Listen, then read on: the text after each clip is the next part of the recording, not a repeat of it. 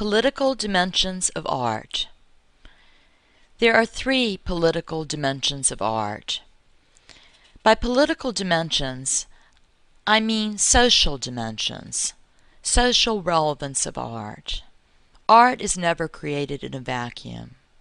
All art has political and social context in which it was created and in which it responds to.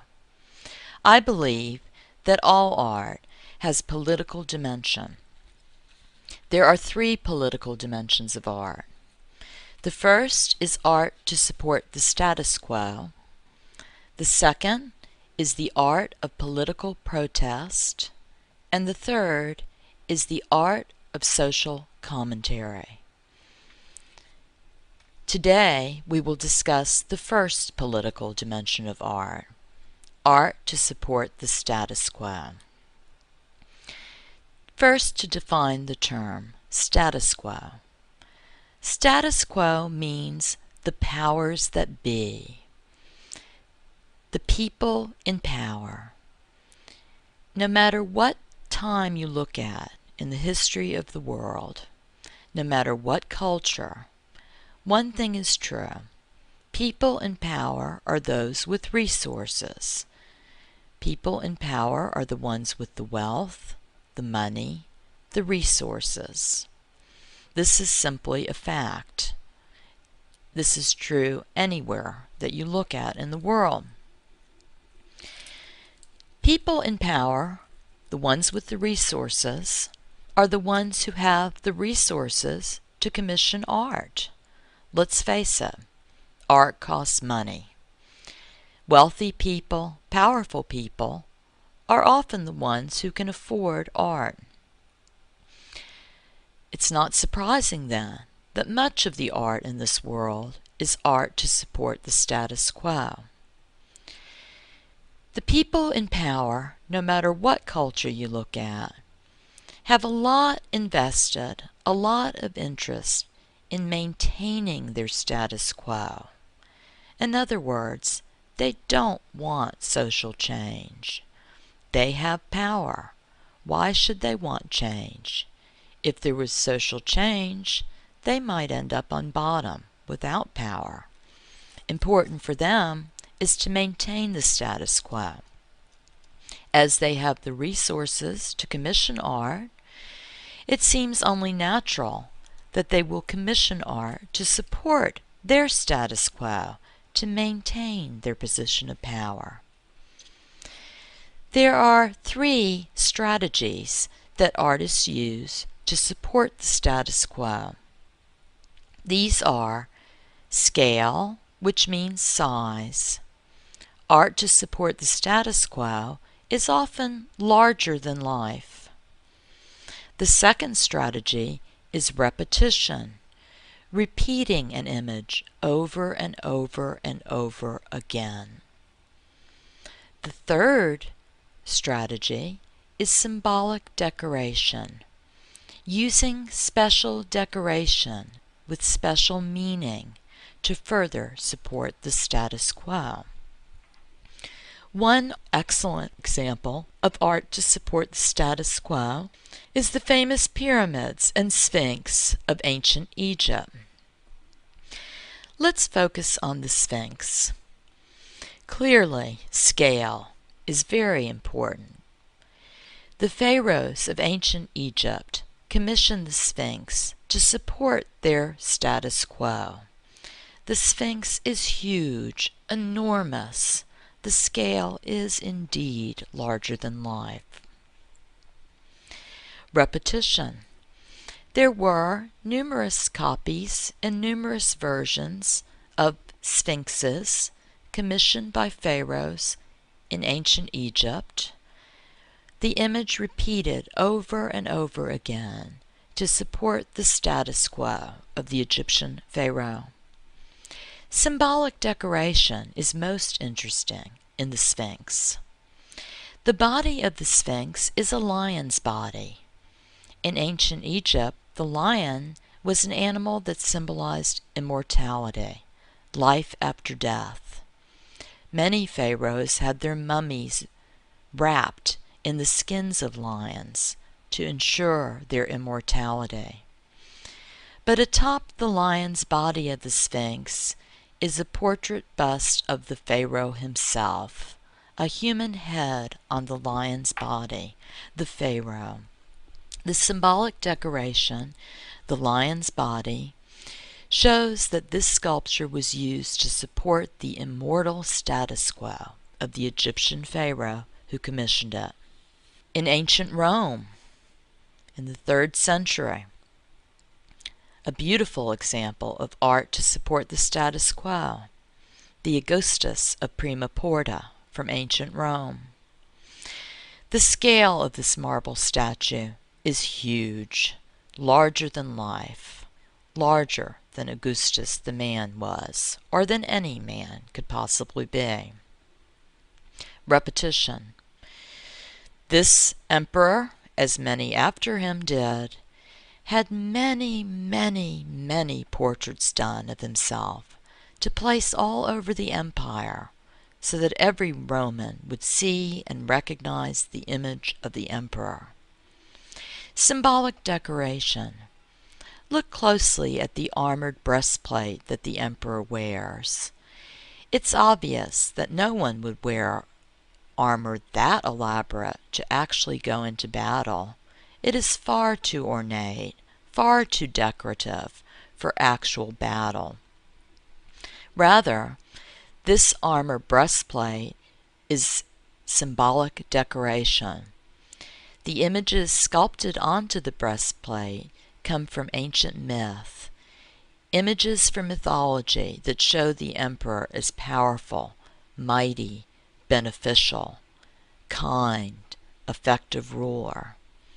This Roman art to support the status quo uses all 3 of these strategies. Art to support the status quo can sometimes take more evil, more sinister relationships. This is a bust of Adolf Hitler, the Führer of Nazi Germany. Many people do not know that Hitler himself, as a young man, was an artist. He was a painter. His dream as a young watercolorist was to go to art school so he could become a famous artist. In Europe during Hitler's day, for a student to be accepted into art college, they had to present a portfolio of their work to see if they would even be good enough to study at the college. Hitler submitted his art portfolio to numerous colleges in Germany, and every single art college turned him down. Hitler loved to paint, but he was not a good artist, so he was not accepted into art school. I sometimes wonder how different history might have been if only Hitler had been accepted into art school. The frustrated artist then turned his energy to politics and became the founder of the evil, terrible Nazi regime in Germany.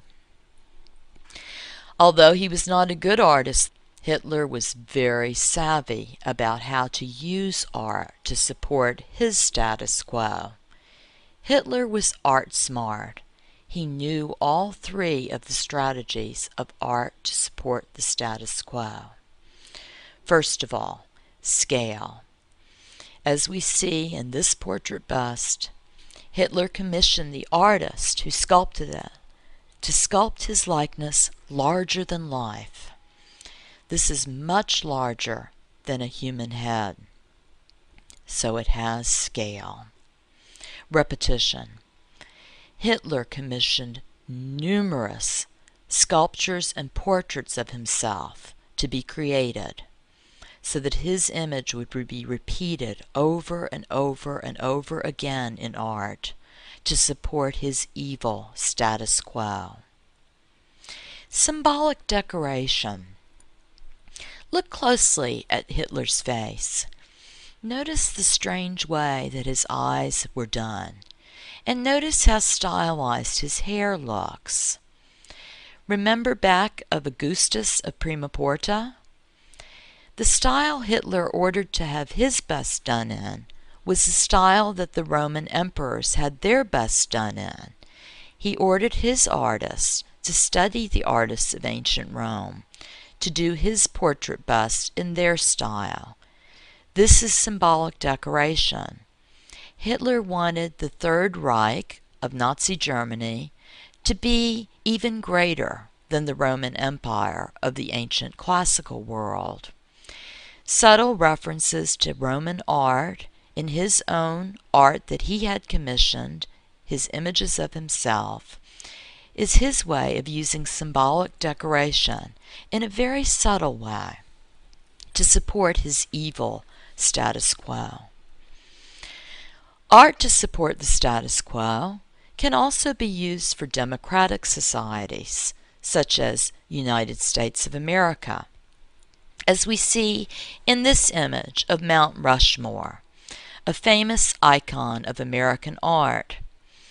This image shows Mount Rushmore as it's being created. And I like this image because it really gives us a sense of the scale, the size of this enormous sculpture carved into the side of a mountain. Look at Abe Lincoln, President Abe Lincoln's lower lip. There, hidden in the shadow beneath Abe's lip, is a workman. This helps us to really see the enormous scale of this amazing sculpture. Repetition. Images, photographs, postcards of Mount Rushmore have been reproduced and distributed all over the world. This famous image is recognizable due to repetition. Symbolic decoration is not as pronounced in this work of art. For symbolic decoration in American art, it's best to look at the famous image, which some say is a symbol of our nation, the Statue of Liberty. Statue of Liberty also has all three of the strategies of art to support the status quo. Scale. We all know how large Lady Liberty is. Repetition. The image of this artwork has been reproduced and disseminated and spread literally all over the world. But finally, symbolic decoration. This sculpture, this huge sculpture, is a symbol of our nation. It shows a woman, liberty, a symbol of liberty, holding the torch aloft, the torch that symbols the light of liberty, that is the creed of our democratic nation. Symbolic decoration is used in this work to symbolize the ideals of our United States American democratic ideals. Art to support the status quo can be used for evil as well as for beneficial status quo, and has been used by numerous cultures throughout time.